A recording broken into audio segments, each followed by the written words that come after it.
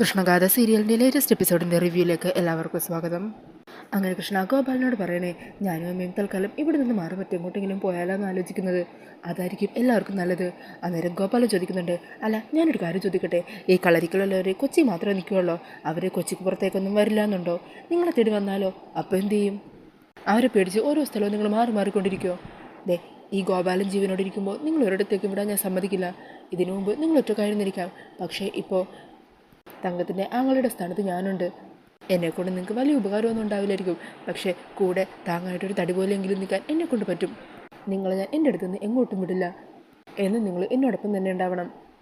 നീ എൻ്റെ മോളെപ്പോലെ തന്നെയാണെന്ന് ഈ ഗോപാലൻ മാമൻ വെറുതെ പറയുന്നതല്ല. അവർ കാണുന്നെങ്കിൽ കാണട്ടെ എന്ന് വെക്കണം, അല്ലാതെ നമ്മളിപ്പോൾ എന്ത് ചെയ്യാനാ? അവരെ പേടിച്ച് രാജ്യം വിടാനൊന്നും പറ്റില്ലല്ലോ. അന്നേരം കൃഷ്ണ പറയുന്നുണ്ട്, ഗോപാലമാമ അങ്ങനെയല്ല, സിതാര മാഡത്തിന് ഞാൻ കൊടുത്ത ഭാഗ്യം ഇതുവരെ പാലിച്ചിട്ടുണ്ട്. കളരിക്കലുള്ള ആരുടെയും കൺമുമ്പിൽ പെടരുതെന്ന് സിതാര മാഡവനോട് പ്രത്യേകം പറഞ്ഞിട്ടുള്ളതുമാണ്. അന്നേരം ഗോപാലൻ പറയണേ, മോളെ കൃഷ്ണേ, നിൻ്റെ ഒരാളുടെ ദയയിലും ത്യാഗത്തിലും കൊണ്ടാണ് ആ സിതാര മാഡത്തിൻ്റെ മോള് ഗാഥയുണ്ടല്ലോ ഇപ്പോൾ കളരിക്കൽ ജീവിക്കുന്നത്.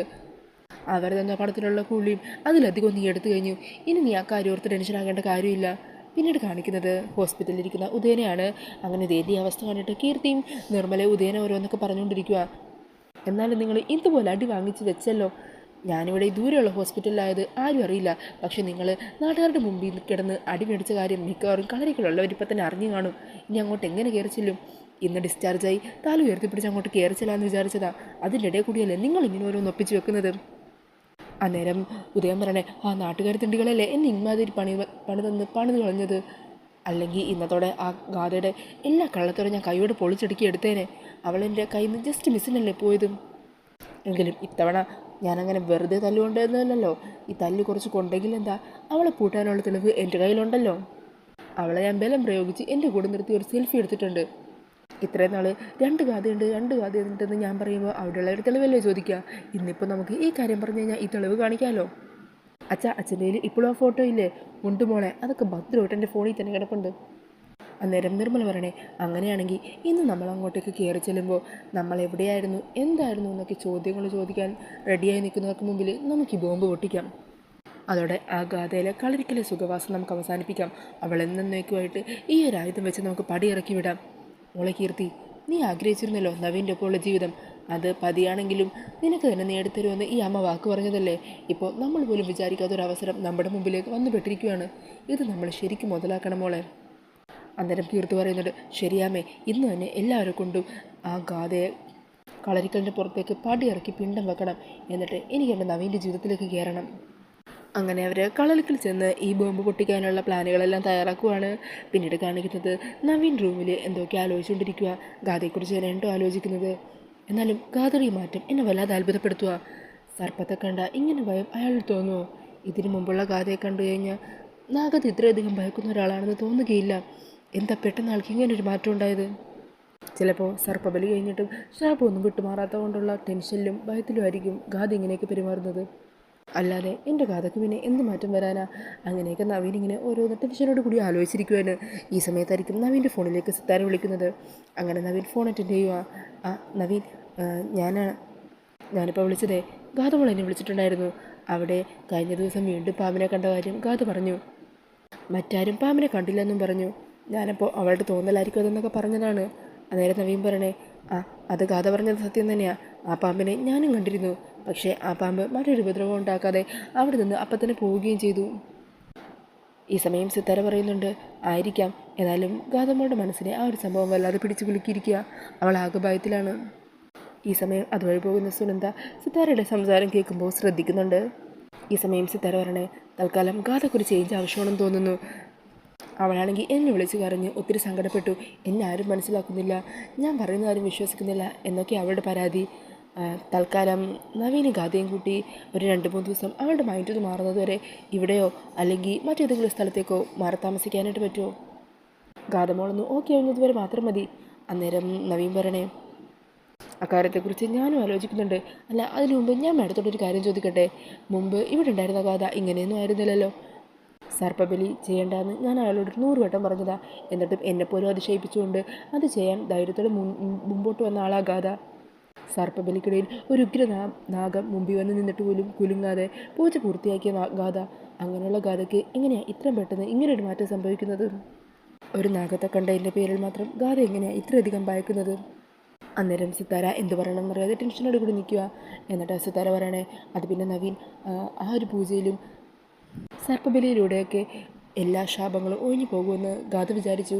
നവീൻ്റെ ഒപ്പമുള്ള ജീവിതം ജീവിച്ചു തുടങ്ങാൻ വേണ്ടി എന്ത് ത്യാഗം കൊടുക്കാൻ അവൾ മനസ്സിനെ ഭാഗപ്പെടുത്തി വെച്ചതാ.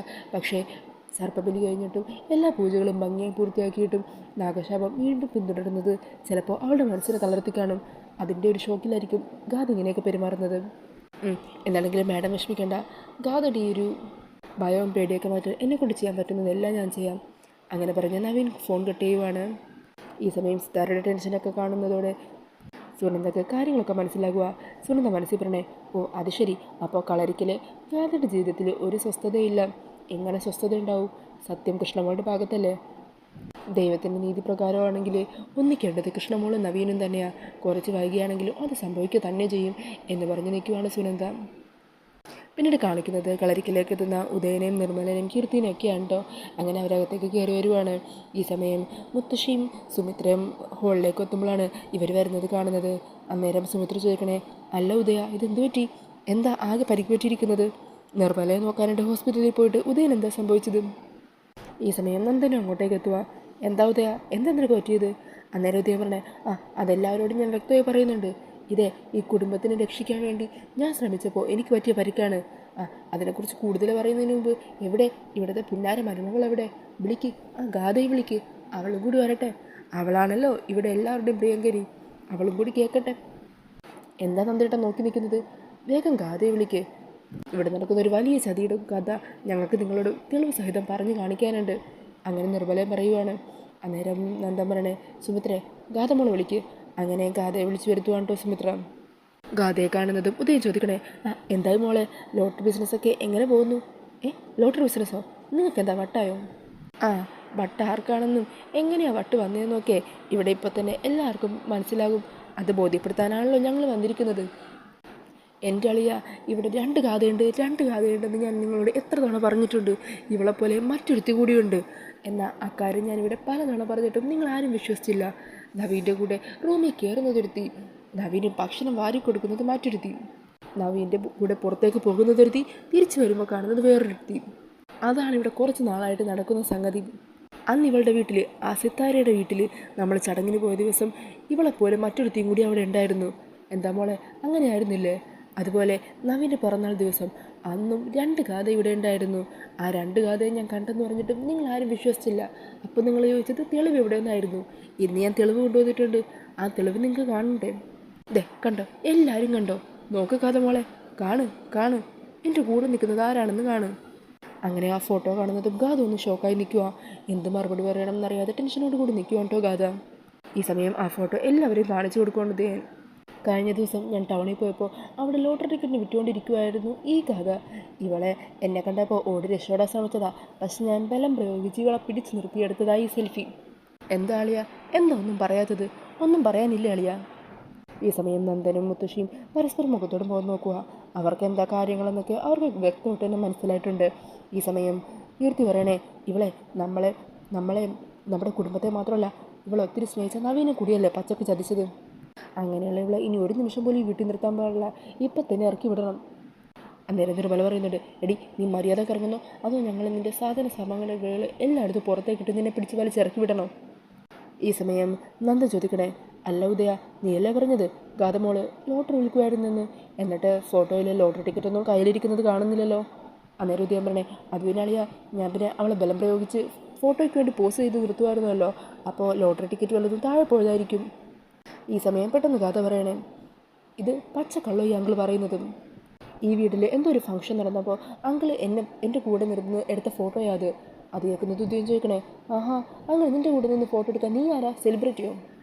നീ ചുമ്മാ കള്ളം പറഞ്ഞ് രക്ഷപ്പെടാമെന്ന് കരുതണ്ട മോളെ, ഇത്തവണ നീ കുടുങ്ങിയത് തന്നെയാണ്. അമ്മേ, മുത്തശ്ശി, അച്ഛാ, നിങ്ങൾക്കെന്താ ഞാൻ പറഞ്ഞത് വിശ്വാസമില്ലേ? ഞാനിങ്ങോട്ടേക്ക് മരുമോളായി വന്നത് ഇവർക്ക് ആർക്കും ഇഷ്ടപ്പെട്ടിട്ടില്ല. അതുകൊണ്ട് തന്നെ വിവാഹം മുടക്കാൻ തന്നെ പല കാര്യങ്ങളും ഇവർ ചെയ്തിട്ടുണ്ടല്ലോ. ഇപ്പോഴും അതിനു വേണ്ടി തന്നെയാണ് ശ്രമിച്ചുകൊണ്ടിരിക്കുന്നത്. എന്നിട്ടും ഇവരൊക്കെ പറയുന്നത് കേട്ട് നിങ്ങൾ എന്തോന്നും മിണ്ടാത്തത്? അന്നേരം നിർമ്മല പറയണേ എങ്ങനെ മിണ്ടും, ഇവർക്കെല്ലാവർക്കും കാര്യം മനസ്സിലായിട്ടുണ്ട്. അതുകൊണ്ട് നീ കൂടുതൽ മിണ്ടാൻ നിൽക്കണ്ട. നിന്നെ ഇവിടെ നിന്ന് അടിച്ചിറക്കാൻ തന്നെയാണ് പോകുന്നത്. വേറെ ആരും ചെയ്തില്ലെങ്കിലും നമുക്ക് തന്നെ ചെയ്യാൻ മോളെ എന്ന് പറഞ്ഞ് ഗാന്ധിയുടെ അരികിലേക്ക് ചെല്ലാൻ തുടങ്ങുമായിരിക്കും. അന്നേരം നന്ദൻ പറയണേ നൃത്തം. ഗാന്ധമോളെ പറഞ്ഞത് ശരിയാ. ഇത് ഗാന്ധമോളെ ഇവിടെ എന്തോ ഒരു ഫംഗ്ഷൻ നടന്ന സമയത്ത് ഉദയം പിടിച്ചു നിർത്തിയെടുത്ത ഫോട്ടോ തന്നെയാണ്. വെറുതെ ഇല്ലാത്ത ഓരോ കഥകൾ പറഞ്ഞ് ഈ കുടുംബത്തിലെ സമാധാനം കളയാമെന്ന് നിങ്ങൾ ആരും വിചാരിക്കേണ്ട. അന്നേരം മുത്തശ്ശി പറയുന്നുണ്ട്, നിർമ്മലെ നീ ഏത് ഹോസ്പിറ്റലാണെന്ന് പോലും പറയാതെ ഇവിടെ നിന്ന് മാറി നിന്നപ്പോൾ മനസ്സിലായി തിരിച്ചു വരുമ്പോൾ എന്തെങ്കിലും ഒരു പണി ഒപ്പിച്ചുകൊണ്ട് വരുമെന്ന്. ഇതായിരുന്നല്ല അപ്പോൾ നിങ്ങൾ മനസ്സിൽ കരുതിയത്. ഇനി ഒന്നും പറയണ്ട. ഗാതമോളെക്കുറിച്ച് നിങ്ങൾ പറഞ്ഞത് ഞങ്ങൾ ആരും വിശ്വസിച്ചിട്ടില്ല, ഇനി വിശ്വസിക്കാനും പോകുന്നില്ല. ഇനി ഇതുപോലെ എന്തെങ്കിലും കള്ളക്കഥ പറഞ്ഞുകൊണ്ട് വന്നു കഴിഞ്ഞാൽ പിന്നെ നിങ്ങളെ ആയിരിക്കും ഞാൻ പിടിച്ച് പുറത്താക്കാൻ പോകുന്നത്. അതിലിനി ഒരു മാറ്റവും ഇല്ല. അന്നേരം ഉദയം പറഞ്ഞേ, എൻ്റെ ദൈവമേ എന്താ ഇത്, ഞാൻ ഇത്രയൊക്കെ പറഞ്ഞിട്ടും നിങ്ങൾ ആരും എന്താ വിശ്വസിക്കാത്തത്? നോക്കിക്കോ, ഒരു ദിവസം ഈ ഗാഥയും ഇവളുടെ അതേ മുകളിലെ മറ്റൊരു ഗാഥയും രണ്ടുപേരെയും ഞാൻ നിങ്ങളുടെ എല്ലാവരുടെ മുമ്പിൽ ഒരുമിച്ച് നിർത്തും. അന്നത്തോടെ തീരുമല്ലോ നിങ്ങളുടെ എല്ലാ സംശയവും. പിന്നീട് കാണിക്കുന്നത് മുത്തശ്ശി നന്ദനും കൂടി സംസാരിക്കുന്നതാണ്. അന്നേരം മുത്തശ്ശി പറയണേ, നന്ദ ഇപ്പോൾ ഒരു കാര്യം ഉറപ്പായില്ലേ, ഇവിടെ ഉള്ളത് സിത്താരയുടെ മകൾ ഗാഥ തന്നെയാണ്. സിത്താര അവസാനം പണി പറ്റിച്ചു കളഞ്ഞു, നമ്മളെ അവളെ ചതിച്ചു കളഞ്ഞു. ആർക്കും ഒരു സംശയം തോന്നാത്ത രീതിയിലല്ലേ അവൾ ഗാഥയുടെ കളരിക്കലെത്തിച്ചത്. അന്നേരം നന്ദനും പറയണേ, ശരിയാ, അതിൻ്റെ കാര്യത്തിൽ ഇനി ഒരു സംശയവും വേണ്ട. എന്താണെങ്കിലും കൃഷ്ണമോള് അധികം ദൂരെയൊന്നുമല്ല, ഇവിടെ എവിടെയൊക്കെ തന്നെയുണ്ട്. നമുക്ക് എന്താണെങ്കിലും കൃഷ്ണനെ കണ്ടുപിടിക്കാം. അന്നേരം മുത്തശ്ശി ചോദിക്കുക, അങ്ങനെ കണ്ടെത്തിയിട്ട് എന്തിനാ നമുക്ക് അവളെ ഇങ്ങോട്ടേക്ക് നവീൻ്റെ ഭാര്യയാണെന്ന് പറഞ്ഞ് കൂട്ടിക്കൊണ്ടുവരാൻ പറ്റുമോ? അതിനുള്ള സാഹചര്യമാണോ ഇപ്പോൾ ഇവിടെ ഉള്ളത്? അങ്ങനെ മുത്തശ്ശിയുടെ ചോദ്യത്തിൽ എന്തുത്തരം പറയണമെന്നറിയാതെ നിൽക്കുന്ന നന്ദനെ കാണിച്ചുകൊണ്ടാണ് ഇന്നത്തെ എപ്പിസോഡ് തീരുന്നത്. പിന്നീട് പ്രൊമോയിൽ കാണിക്കുന്നത് ഗാഥയുടെ ഈ ഒരു പേടിയും ഭയമൊക്കെ മാറ്റി അയാളൊന്ന് നോർമലാക്കി എടുക്കാനായിട്ട് നവീൻ ഗാഥയും കുട്ടി ഒന്ന് പുറത്തേക്ക് പോകാനും 2-3 ദിവസത്തേക്ക് പുറത്തെവിടെയെങ്കിലും സ്റ്റേ ചെയ്യാനും തീരുമാനിക്കുകയാണ്. അങ്ങനെ നവീൻ റെഡിയായിട്ട് ഗാഥയോടും വേഗം റെഡിയായിട്ട് കൂടെ വരാനായിട്ട് പറയുവാണ് കേട്ടോ. അങ്ങനെ നവീനും ഗാഥയും കൂടി പുറത്തേക്ക് പോകാൻ വേണ്ടി നിൽക്കുവാണ്. അങ്ങനെ നവീൻ പോകാൻ നേരം എല്ലാവരോടും കാര്യം പറയുന്നുണ്ട്. മുത്തശ്ശിയോടും അമ്മയോടും ഒക്കെ നവീൻ പറയണേ, തൽക്കാലം ഗാഥയ്ക്ക് ഈ വീട്ടിൽ നിന്നൊരു ചേഞ്ച് ആവശ്യമുണ്ടെന്ന് എനിക്ക് തോന്നി. അത് കാരണം ഗാഥയും കൂട്ടി ഞങ്ങളൊന്ന് പുറത്തേക്ക് പോകുവാണ്. ഇന്നൊരു ദിവസം ഞങ്ങൾ പുറത്തായിരിക്കും സ്റ്റേ ചെയ്യുന്നത്. അങ്ങനെ ഗാഥയും കൂട്ടി നവീൻ അവിടെ നിന്ന് ഇറങ്ങുവാണ്. ഈ സമയം മുത്തശ്ശി നന്ദനൊക്കെ കൂടി സംസാരിക്കുന്നതാണ് കാണിക്കുന്നത്. നേരം മുത്തശ്ശി നന്ദനോട് പറയണേ, നവീനും സിത്താരയുടെ മകളായ ഗാഥയും കൂടി ഒരുമിച്ച് പോയത് ശരിയായില്ല. അവരൊന്നിച്ചു വിട്ടാൽ അവർ തമ്മിൽ എടുത്തു കഴിഞ്ഞാൽ പിന്നീട് നമ്മളെ കൊണ്ട് ഒന്നും തിരുത്താൻ പറ്റില്ല. അന്നേരം നന്ദ പറയുന്നുണ്ട്, പക്ഷെ നമുക്കിപ്പോൾ നവീനെ എതിർക്കാനും പറ്റില്ല. അങ്ങനെ അവനെ എതിർത്ത് കഴിഞ്ഞാൽ അവൻ്റെ പ്രതികരണം രൂക്ഷമായിരിക്കും. നമ്മളിപ്പോൾ വല്ലാത്തൊരു ധർമ്മസങ്കടത്തിൽപ്പെട്ട അവസ്ഥയിലാണല്ലോ. എന്താണെങ്കിലും സർപ്പസ് ശാപം മാറ്റിയ ആ കുട്ടിയുടെ ഒപ്പമല്ലേ വരുൺ ഒന്നിച്ച് ജീവിക്കുള്ളൂ എന്ന് പറഞ്ഞിട്ടുള്ളൂ. അതുകൊണ്ട് തന്നെ മോശമായിട്ടുള്ളൊരു കാര്യം സംഭവിക്കില്ലെന്ന് നമുക്ക് പ്രതീക്ഷിക്കാം. എല്ലാം ഭഗവാൻ കരുതി വെച്ചതുപോലെ തന്നെ നടക്കട്ടെ അമ്മ. പിന്നീട് കാണിക്കുന്നത് നവീൻ ഒരു മുല്ലപ്പൂ കയ്യിലെടുത്ത് മറച്ചു പിടിച്ചിട്ട് ഗാഥയോട് സംസാരിക്കുന്നതാണ്. അന്നേരം നവീൻ ഗാഥയോട് പറയുന്നുണ്ട്, എന്താണെങ്കിലും ഇപ്പോൾ ഇത് കളരിക്കലല്ലോ, നമ്മൾ രണ്ടുപേരും മാത്രമുള്ളൊരു സ്ഥലം. ഇവിടെ ഇനി പാമ്പിൻ്റെ രൂപത്തിലോ മനുഷ്യരുടെ രൂപത്തിലോ നമ്മളെ ശല്യപ്പെടുത്താനും തൻ്റെ മനസ്സ് അസ്വസ്ഥമാക്കാനായിട്ട് ആരും വരില്ല. അങ്ങനെ പറഞ്ഞിട്ട് കയ്യിലുള്ള മുല്ലപ്പൂവൊക്കെ എടുത്ത് ഗാഥയുടെ മുടിയിൽ ചൂടി കൊടുക്കുവാണ് നവീൻ. അപ്പോൾ ഇതൊക്കെയാണ് നാളത്തെ എപ്പിസോഡിൻ്റെ പ്രൊമോയിൽ കാണിക്കുന്നത്. ഈ ഒരു റിവ്യൂ ഇഷ്ടമായിട്ടുണ്ടെങ്കിൽ മറക്കാതെ വീഡിയോ ഒന്ന് ലൈക്ക് ചെയ്യണേ. ഇതുപോലെയുള്ള കൂടുതൽ റിവ്യൂസിനായിട്ട് ഈ ചാനൽ ഒന്ന് സബ്സ്ക്രൈബ് ചെയ്തും കൂടി സപ്പോർട്ട് ചെയ്യണേ. Thank you.